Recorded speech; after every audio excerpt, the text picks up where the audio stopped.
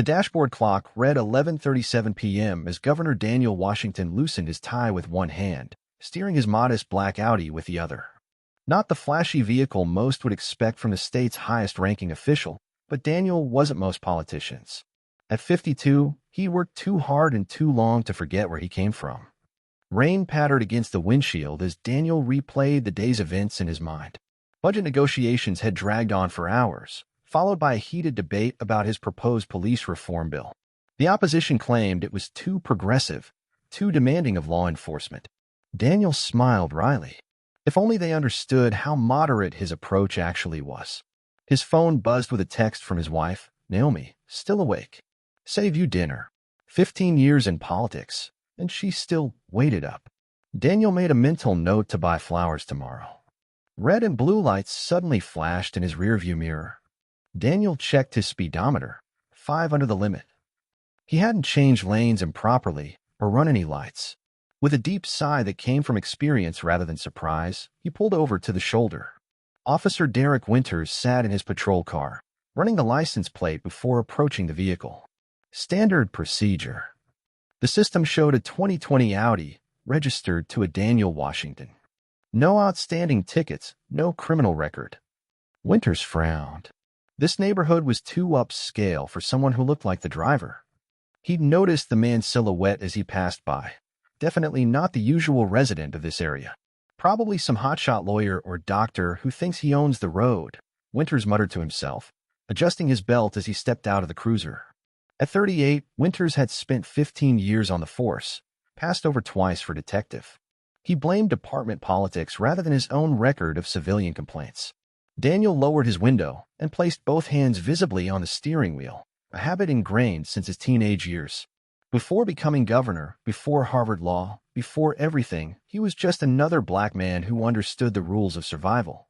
Officer Winters approached, flashlight beam pointed directly at Daniel's face, intentionally blinding him. License and registration, Winters demanded without preamble or explanation for the stop. Good evening, officer, Daniel replied evenly. May I ask why I've been pulled over? Winters' jaw tightened. License and registration first, questions later. I understand, officer, but I believe I'm entitled to know the reason for being stopped. Daniel's voice remained calm, measured, the same tone that had carried him through countless tense negotiations. You were swerving, Winters said flatly. A lie, and they both knew it. Daniel nodded slightly. I see. I wasn't aware of any swerving, but I'm happy to provide my documents. My registration is in the glove compartment, and my license is in my wallet in my back pocket. I'm going to reach for them now, if that's all right. Officer Winters didn't respond, keeping the flashlight trained on Daniel's face. The silence was answer enough. With slow, deliberate movements, Daniel retrieved the registration and then his wallet.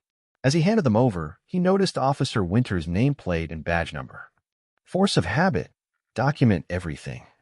Winters snatched the documents, glancing at the license with barely concealed disdain. So, Mr. Washington, what brings you to this neighborhood at this hour? Don't usually see your people around here this late. The implication hung in the air between them. Daniel had faced this particular brand of prejudice countless times, from his days as a young attorney to the campaign trail. The words changed, but the sentiment remained the same. I'm heading home, Officer Winters, Daniel replied, not taking the bait. Home? Winters raised an eyebrow, skepticism evident. You live around here? Yes, on Lakeside Drive. I've lived there for about 8 years now. Winters studied the license again, this time more carefully. The address matched, but something didn't sit right. How could this man afford that neighborhood? Lakeside Drive was where the city's elite lived. And what do you do, Mr. Washington, that allows you to live in such an exclusive area? The question dripped with insinuation. Daniel paused, weighing his options. He could reveal his identity immediately and watch the officer's demeanor change in an instant. He'd seen it before, the sudden backpedaling, the forced respect. But that wouldn't address the underlying issue, the reason he'd been pulled over in the first place. I work in public service, Daniel answered simply. Public service? Winters scoffed. Must pay better than I thought. It has its rewards, Daniel replied, maintaining his composure despite the growing indignation building within him. This was precisely why his reform bill was needed. Officer Winters shined his flashlight around the interior of the car, looking for anything suspicious. The vehicle was immaculate, save for a stack of manila folders in the passenger seat stamped with the state seal. Winters noticed but didn't register their significance. "Step out of the car, please," Winters ordered suddenly. Daniel's expression remained neutral, but his grip tightened on the steering wheel. "May I ask why that's necessary, Officer Winters?" "I believe I smell alcohol. Need to conduct a field sobriety test." Another lie. Daniel hadn't had a drink in weeks. "Officer, I assure you I haven't consumed any alcohol tonight. I've been in meetings all day." "Meetings, huh? What kind of meetings last until midnight?" Winters' tone grew more confrontational. "Step out of the vehicle now, sir." Daniel knew his rights. He also knew the reality of his situation. As a black man facing an increasingly agitated officer on a deserted road late at night, legal technicalities offered little protection. He'd seen too many incidents escalate from exactly this point. "Of course, Officer Winters. I'll comply." Daniel unbuckled his seatbelt and slowly opened a door, maintaining his dignified calm. As he stood in the light rain, Officer Winters circled him like a predator, looking for any excuse to escalate the situation. "Hands on the hood of the car," Winters commanded. Daniel complied, feeling the cool metal beneath his palms. His tailored suit, the armor he wore in the political arena, now seemed to mark him as suspiciously out of place in Officer Winters' eyes. "Spread your legs." Again, Daniel complied, keeping his breathing steady as Officer Winters began a pat-down that was more aggressive than protocol dictated. "You seem nervous, Mr. Washington," Winters remarked, though Daniel had exhibited no signs of anxiety. "Not nervous, officer. Just tired after a long day." A long day of public service. The mockery in Winters' voice was unmistakable. "What kind of public servant drives an Audi and wears a suit that probably costs more than my monthly salary?" Daniel remained silent, knowing anything he said would be twisted. In his position as governor, he'd learned when speaking accomplished nothing. Officer Winters stepped back, seemingly disappointed at finding nothing incriminating. He glanced again at the license in his hand, this time noticing the middle initial DJ Washington. Something clicked in Winters' mind, a half-remembered news segment, a photo on a government website. His eyes darted to the stack of folders visible through the car window, now noticing the official state seal. "Daniel J. Washington," Winters read aloud, realization dawning. As in, Daniel turned to face the officer, standing at his full height, his presence suddenly commanding despite the humiliating position he'd been placed in moments before. As in Governor Daniel J. Washington, he confirmed quietly. "Though tonight, it seems I'm just another black man you deemed suspicious for driving through an upscale neighborhood." The color drained from Officer Winters' face as recognition fully hit him. Not just any public official, the highest-ranking one in the state. The man whose signature appeared on his department's funding approvals. The man currently pushing a controversial police reform bill. Winters' hand holding the license dropped to his side as he struggled to process this development. His mind raced through the interaction, replaying every dismissive comment, every unfounded accusation, every procedural violation he just committed. "Ah, Governor Washington, I didn't recognize you," Winters stammered, his earlier confidence evaporated. "Clearly," Daniel replied. "Though I'm curious, Officer Winters, would it have mattered? Would you have conducted this stop differently if I were just Daniel Washington, attorney? Or Daniel Washington, teacher? Or perhaps Daniel Washington, sanitation worker?" Winters stood speechless, caught between offering excuses and maintaining his authority. "May I have my license and registration back?" Daniel asked, extending his hand. Winters hurriedly returned the documents, nearly dropping them in the process. "Sir, I was just following protocol for suspicious vehicles in the area." "Suspicious," Daniel repeated the word thoughtfully. "I'd be interested to know what specifically made my vehicle suspicious, Officer Winters. Was it the make, the model, or perhaps something else entirely?" The question hung between them, the implication clear. Winters shifted uncomfortably, suddenly aware of his body camera recording every moment of this encounter. "There have been reports of break-ins," Winters offered weakly. "I see." Daniel straightened his tie and jacket, dignity intact despite the humiliation he'd just endured. "Well, I appreciate your diligence in protecting our community, Officer Winters. I believe we're done here unless you have legitimate grounds to continue detaining me." "No, sir. You're free to go, Winters managed, swallowing hard. Have a good evening, Governor. Daniel nodded and returned to his vehicle, closing the door with measured control rather than the slam his emotions warranted. As he started the engine, he watched Officer Winters retreat to his patrol car in the rearview mirror, the man's previously confident stride now uncertain. Pulling back onto the road, Daniel took a deep breath. The encounter had lasted less than 15 minutes, but its implications would reach much further. Tomorrow, he had a scheduled visit to the police department headquarters to discuss his reform bill, the very one being debated when he left the office tonight. And if he recalled correctly, the department would be announcing promotions. As Daniel drove the remaining distance home, he couldn't help but wonder if Officer Derek Winters might be among those expecting career advancement. Some lessons, Daniel reflected, came at precisely the right moment. The tension in the air was palpable as Officer Derek Winters stood frozen beside Governor Washington's vehicle, the reality of his situation sinking in with devastating clarity. The rain had intensified, drops hammering against his uniform, but Winters barely noticed. His mind was racing through potential damage control scenarios. Governor Washington, Winters finally said, stepping closer to the driver's window again. His tone had transformed completely, the contempt replaced with an uncomfortable attempt at deference. I think there's been a misunderstanding. Daniel observed the officer's sudden change in demeanor with weary familiarity. He'd seen this metamorphosis countless times before, the pivot from suspicion to recognition, from disdain to deference. It never ceased to disappoint him. Is there? Daniel replied evenly. I don't believe I misunderstood anything about this interaction, Officer Winters. Winters shifted his weight, rainwater dripping from his hat brim. Sir, if I had known who you were. That's precisely the problem, Daniel interrupted, his voice calm but firm. The way you've conducted this stop shouldn't change based on who I am or what position I hold. The governor's words hung in the humid night air between them.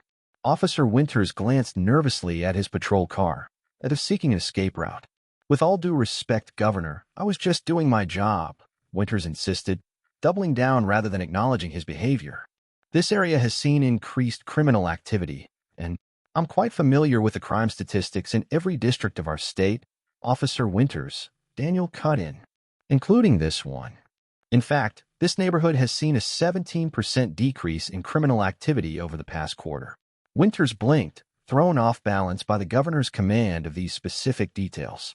The data crosses my desk every Monday morning, Daniel continued, along with reports on traffic stops, citations issued, and demographic breakdowns of those interactions.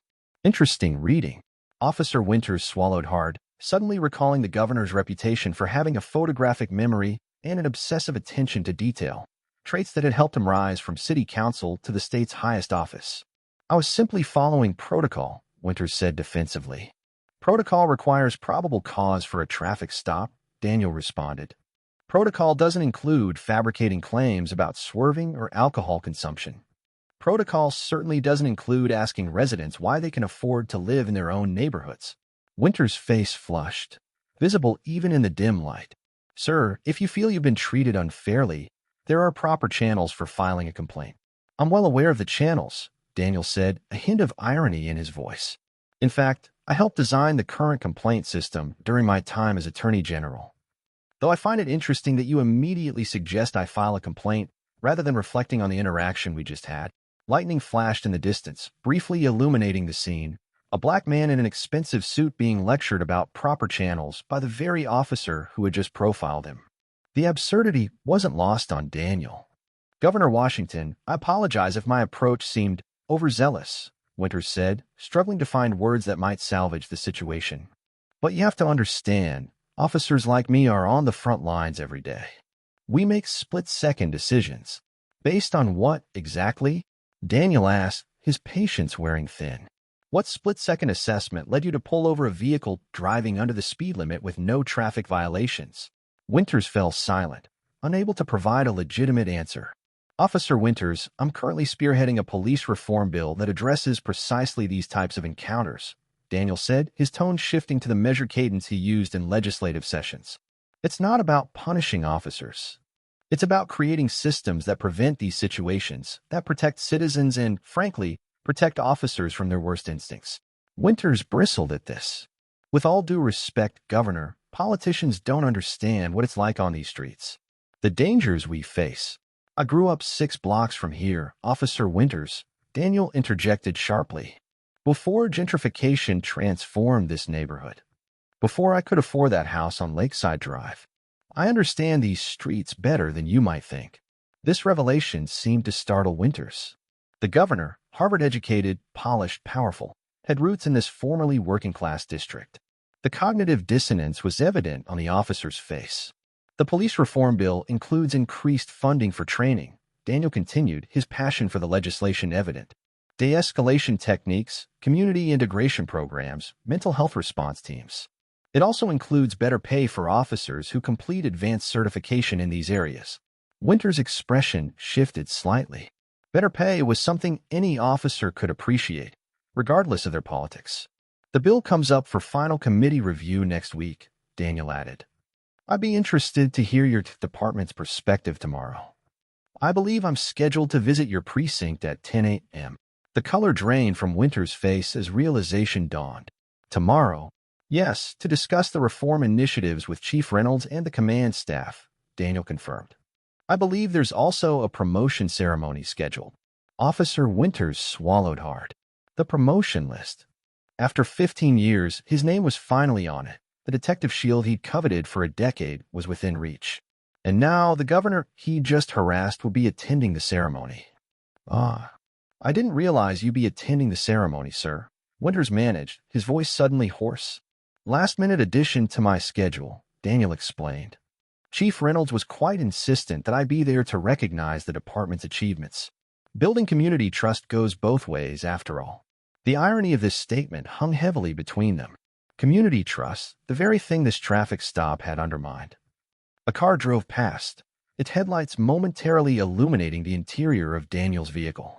Officer Winters noticed a leather portfolio on the passenger seat with a familiar name embossed on it, Advancement Committee. Daniel followed Winters' gaze. The Promotion Review Board document, he explained casually. I like to be thorough before attending these functions. Know the officers' records, their community engagement history, complaint statistics. The full picture. Winters stood paralyzed, the implications crashing down on him like the raindrops now soaking through his uniform. The governor, the man he just profiled, disrespected, and humiliated, will be reviewing his promotion file less than 12 hours from now. Is there anything else you need from me tonight, Officer Winters? Daniel asked, his hand now resting on the door. No, sir, Winters replied automatically, professional training taking over where judgment had failed. You're free to go. The absurdity of this statement, giving the governor permission to continue on his way, wasn't lost on either man. Thank you, officer, Daniel said with measured politeness. I look forward to seeing you tomorrow at the precinct. As Daniel rolled up his window and pulled away, Officer Winters remained standing in the rain, watching the taillights disappear around the corner. His hand reflexively moved to his chest pocket, where the letter from the promotion board rested, his ticket to detective status after years of being passed over. The same letter that now felt like a ticking time bomb. Back in his patrol car, Winters sat motionless, rain drumming on the roof. He should document the stop, but what would he write? That he'd pulled over the governor without cause? That he'd conducted an illegal search based on racial profiling? He picked up his radio handset, then set it down again. Who could even talk to about this? His supervisor would have his badge if he knew. His partner would never let him live it down. Winters thought about his wife, Patricia, and their planned celebration tomorrow after the promotion ceremony. The restaurant reservation, the champagne. The new house they'd looked at last weekend, affordable only with a detective salary. He'd messed up before, complaints from suspects, reprimands for excessive force, but nothing like this. Nothing involving someone with real power. Winters started his engine and pulled back onto the road, driving aimlessly through the rain-slick streets. All those suspicious traffic stops over the years, hundreds of them, maybe thousands, based on hunches and assumptions about who belonged where. How many had been like this one? How many times had he been wrong? For the first time in his 15-year career, Officer Derek Winters found himself on the receiving end of the system's uncertainty, wondering what consequences awaited him, powerless against forces he couldn't control or manipulate. It was not a comfortable feeling. Meanwhile, Governor Daniel Washington drove the remaining few miles to his home, his mind already formulating how this encounter would inform tomorrow's discussions. He faced discrimination throughout his life, Throughout his career, from being the only black student in his law school classes to facing coded language during his campaign. But this encounter was different. This time, he wasn't just experiencing injustice, he was in a position to address it systemically. As he pulled into his driveway, Daniel noticed his wife Naomi standing at the window, concern evident on her face despite the distance. She always worried when he was late. In their 20 years of marriage, she'd seen him build resilience against countless slights and barriers, but she'd also seen the toll it took. Daniel gathered his portfolios and briefcase, including the promotion files he'd now review with renewed scrutiny. Tomorrow would be complicated, but necessary. Not just for him, not just for Officer Winters, but for every citizen who deserved equal treatment under the law. His phone buzzed with a text from his chief of staff, "Final police reform bill draft ready for your review. Still want to soften the accountability section." Daniel paused before responding, rain pattering on his umbrella as he stood in his driveway. After tonight's encounter, he had some amendments to consider. "No," he typed. "Let's revisit those sections tomorrow. I have some new perspectives to incorporate." As he walked to his front door where Naomi now waited, Daniel reflected on the strange intersection of personal experience and public policy that defined his career. Tomorrow would be another chance to bridge that gap, to transform a moment of injustice into meaningful change. And Officer Derek Winters, unknowingly, had just become a catalyst for that transformation. The precinct buzzed with nervous energy as officers in dress uniforms lined the walls of the conference room. Blue ribbons and ceremonial flags adorned the space, hastily prepared for the morning's unexpected VIP visitor. At the front, a podium stood beside a table displaying 5 shining detective badges, symbols of advancement, respect, and higher pay. Officer Derek Winters tugged his collar, which felt unusually tight despite being the same uniform he'd worn for years. He'd barely slept, replaying last night's traffic stop in his mind on an excruciating loop. His wife had noticed his distraction during breakfast, attributing it to pre-promotion jitters rather than the career-ending disaster Winters feared it might become. "He won't say anything," Winters muttered to himself as he took his place among the other promotion candidates. "He's a politician. He knows how this works. We move on. Everyone saves face." But the knot in his stomach tightened when Chief Reynolds entered, followed by Governor Daniel Washington. The governor looked immaculate in a tailored Navy suit, showing no signs of last night's roadside interrogation. He shook hands confidently with department brass, smiling for photographs as though he hadn't been profiled and humiliated just hours earlier by one of their officers. Winters kept his eyes down, hoping to blend into the background. Just get through the ceremony, get the badge, deal with whatever fallout comes later. "Attention," Chief Reynolds called, and the room snapped to order. "We're honored to have Governor Washington with us today, not just as our state's leader, but as an architect of the community policing initiatives that have reduced crime rates across our jurisdiction." Polite applause filled the room. Winters clapped mechanically, his palms damp. "Thank you, Chief Reynolds," Governor Washington began, stepping to the podium. His gaze swept across the assembled officers, pausing momentarily as it landed on Winters. No recognition flashed across his face, just the practiced neutrality of a seasoned politician. "Before we begin the promotion ceremony, I'd like to share some thoughts on the relationship between law enforcement and communities they serve," Washington continued. Winters shifted his weight from one foot to the other. "Just get on with it." "Last night, the governor said, I had an experience that reminded me why our police reform bill is so essential, not just for citizens, but for officers themselves." The room went silent. Winters felt his heartbeat in his ears. "I was driving home after a late budget session," Washington explained, "when I was pulled over. No traffic violation had occurred. No legitimate reason was given for the stop. Heads turned subtly, officers exchanging glances. This wasn't the standard ceremonial speech they'd expected. The officer conducting the stop," Washington continued, carefully avoiding looking at Winters, "made assumptions about me based solely on appearance, about where I could afford to live, about what I was doing in that neighborhood after dark." Chief Reynolds frowned, clearly uncomfortable with this unexpected turn. "I share this not to cast blame," Washington clarified, "but to illustrate the reality many citizens face. A reality that strains the essential trust between communities and those sworn to protect them." Winters stared straight ahead, feeling dozens of eyes darting between him and the governor. Did they know? Had Washington already spoken to the chief privately?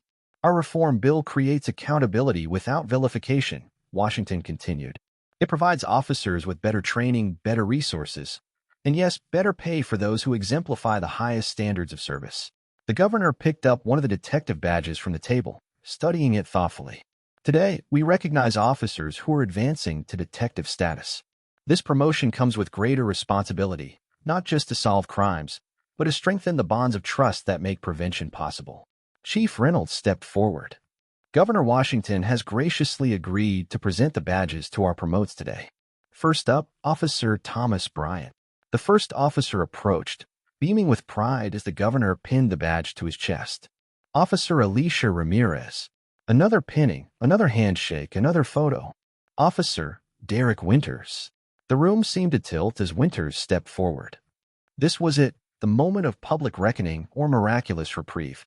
As Winters reached the podium, Governor Washington looked him directly in the eyes for the first time since entering the room. Recognition flickered between them, unspoken acknowledgement of their roadside encounter. The governor held the badge in his hand, pausing a beat longer than he had with the previous officers. "Congratulations, Detective Winters," Washington said, his voice even. No hint of their previous interaction colored his words as he pinned the badge on Winters' uniform. Winters couldn't believe it. Relief flooded through him as they shook hands for the cameras. The governor had chosen discretion. His career was saved. The promotion secured. "I look forward to seeing your leadership in action," Washington added, lowering his voice so only Winters could hear, "especially regarding our new community integration initiatives." Before Winters could process what this meant, Washington had moved on to the next officer. The ceremony continued without incident, concluding with remarks from Chief Reynolds about excellence in policing. As the formal proceedings ended and attendees broke into mingling groups, Winters found himself approached by the chief's assistant. "Detective Winters," she said, the new title still foreign to his ears.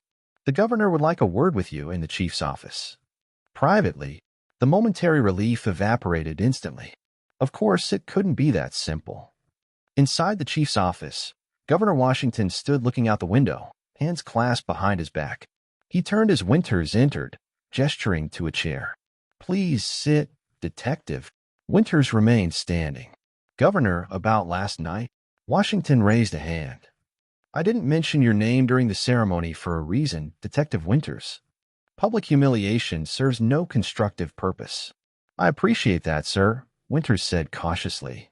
However, Washington continued, "Accountability is still necessary. Just more productive accountability." He handed Winters a folder that had been sitting on the chief's desk. Inside was a reassignment notice. "Community Outreach Division." Winters read in disbelief. "Yes." "Effective immediately," Washington confirmed. "You'll be leading engagement programs in predominantly minority neighborhoods, the very communities where trust in law enforcement is most fragile." Winters stared at the paper. It wasn't a demotion. He'd keep his new detective status and salary, but it was far from the homicide division he coveted. "This isn't punishment, Detective," Washington clarified, reading Winters' expression. "It's an opportunity for growth, for transformation." "And if I decline?" Winters asked, already knowing the answer. "Then the dashcam footage from last night becomes relevant in ways neither of us would prefer," Washington replied simply. "The choice is yours, but I believe you have the capacity to become part of the solution, to turn last night's failure into something meaningful." Winters looked down at his new badge, then back at the reassignment papers. The message was clear: redemption through service or disgrace through resistance. "I'll take the assignment," he said finally. Washington nodded. 6 months.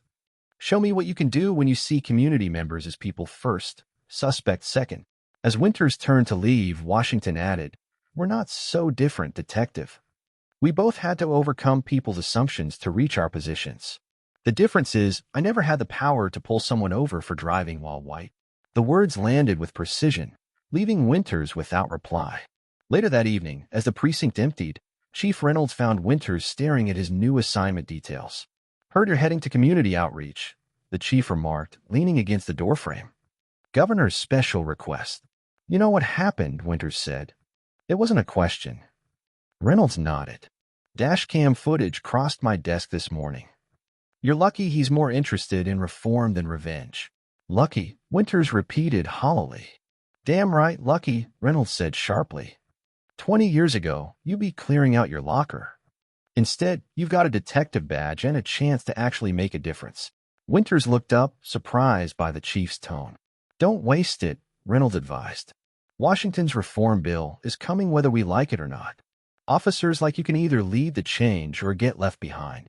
6 months later, Detective Derek Winters stood before a community meeting in the same neighborhood where he'd pulled over the governor. The same streets he'd once patrolled with suspicion, he now walked with growing understanding. It hadn't been easy. The first meetings were hostile, residents unmoved by the badge that had once intimidated them. But slowly, through consistent presence and genuine effort, small changes emerged. Youth basketball programs, complaint process reforms, coffee with a cop events that actually drew attendees. When Governor Washington arrived for the community center ribbon cutting, Winters wasn't sure how to feel. Pride in genuine progress.